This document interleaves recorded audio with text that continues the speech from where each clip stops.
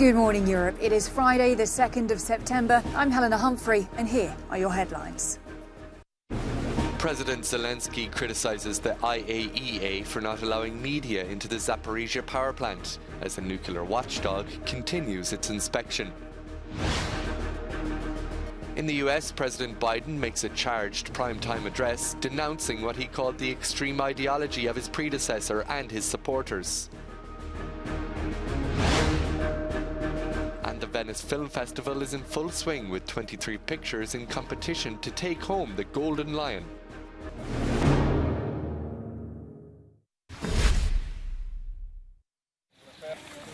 The Ukrainian president has criticized the result of the first day of the International Atomic Energy Agency's mission to the Zaporizhia nuclear power plant. Volodymyr Zelensky says the visit failed to take any media to the plant. However, the Director General of the IAEA says there's a lot to do. We are finishing our long-awaited visit to the Zaporizhia nuclear power plant. I have just completed a first tour of the key areas that we wanted to see in this first approach to the whole facility. Of course, there is a lot more to do. My team is staying on, and more importantly, and most importantly, we are establishing a continued presence from the IAEA here. President Zelensky was hoping that the international press would accompany the 14-member expert delegation so they could show what's going on at the plant. Demilitarization of the territory of the station is the goal of Ukrainian and international efforts. And it is bad that we have not yet heard the appropriate messages from the IAEA, despite the fact that we talked about it with Mr. Grossi during our meeting in Kyiv. It was the key security point of our agreements. It was outlined clearly: demilitarization and full control by our nuclear workers. Meanwhile, Russian President Vladimir Putin visited pupils in Russia's enclave of Kaliningrad to mark the beginning of the school year. He explained to them that Russian troops were defending their country and its people.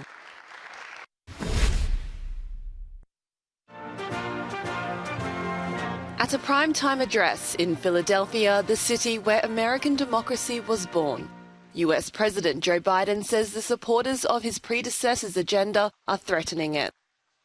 The speech just 2 months before midterm elections. As I stand here tonight, equality and democracy are under assault. We do ourselves no favor to pretend otherwise. So tonight, I've come to this place where it all began to speak as plainly as I can to the nation. Too much of what's happening in our country today is not normal.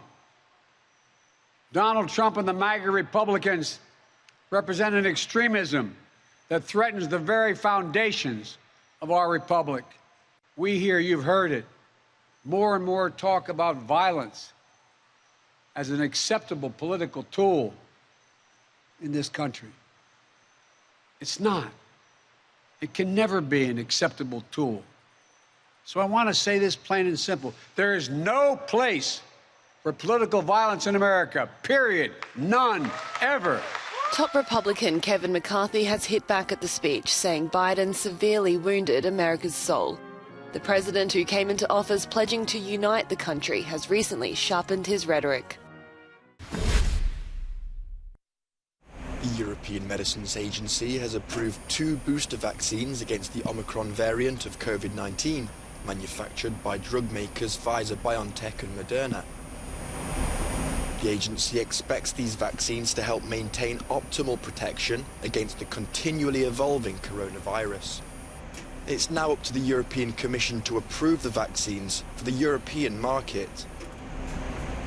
Globally, coronavirus cases and deaths have been dropping for weeks, but scientists expect a surge of hospitalizations and deaths with the coming onset of winter in the Northern Hemisphere.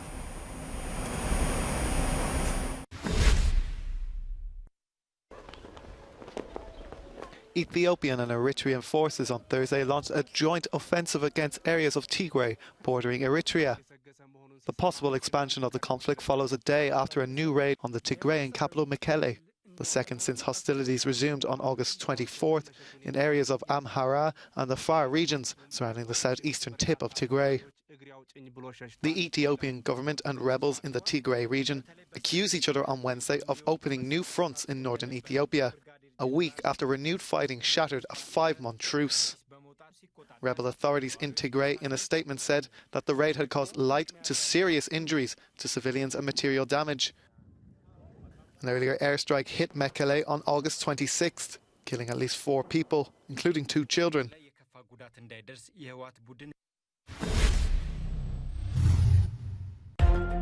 Scooter drivers and motorbikes will now have to pay to park in the streets of Paris. The French capital says the change is necessary to respond to climate and public health issues. Motorcycles will be charged €3 in the centre and €2 in the outer districts. However, electric motorbikes and electric scooters are exempt from paying. An earthquake on Thursday in Liechtenstein briefly disrupted Parliament. The 3.9 magnitude quake happened just as lawmakers were debating whether the nation needed an earthquake insurance. A smaller tremor measuring 2.1 was felt a few seconds before the more powerful one. There were no reported injuries or damage to property.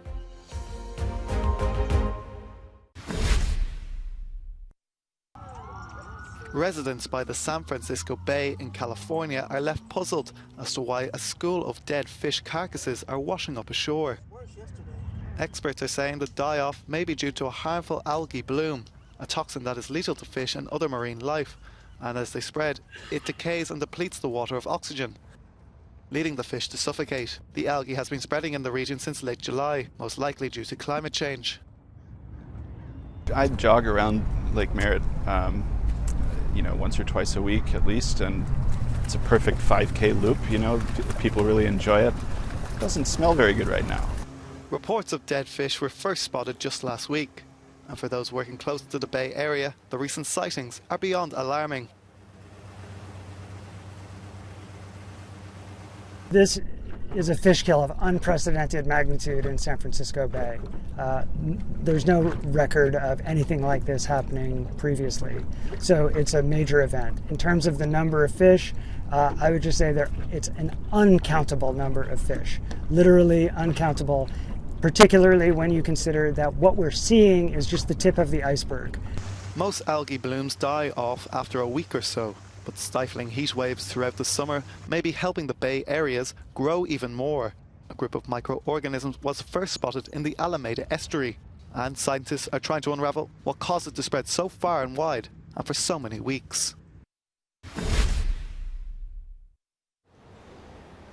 In Portugal, some of the brightest minds from around the world have met for a 2-day agenda tackling global challenges. The Estoril conferences strives for intergenerational dialogue between international leaders and younger generations, with the hope of creating a more inclusive and sustainable future. Everything we do exactly now is having a very direct effect on the life of people in 2100, and those are people that are very close to us, and we have to believe and relate to that time like it was very close to us. From climate change to tackling discrimination, barely any topics were left off the table. We are here in a school, in a university. We thought it was important by bringing so many intellectuals, CEOs, activists and politicians to use them to influence this generation. And this is the theme of the conference, the purpose generation, to bring impact to the world. A lot of my work is focused on representing communities that are very underrepresented, such as disabled people and the South Asian community. Sadly, I don't feel that the government or charities are just doing enough. We talked about Indigenous people's role in combating climate change and youth leadership, and also sharing the mindset and philosophy of Indigenous people. If the dialogue was very diverse, one point in common was quite clear.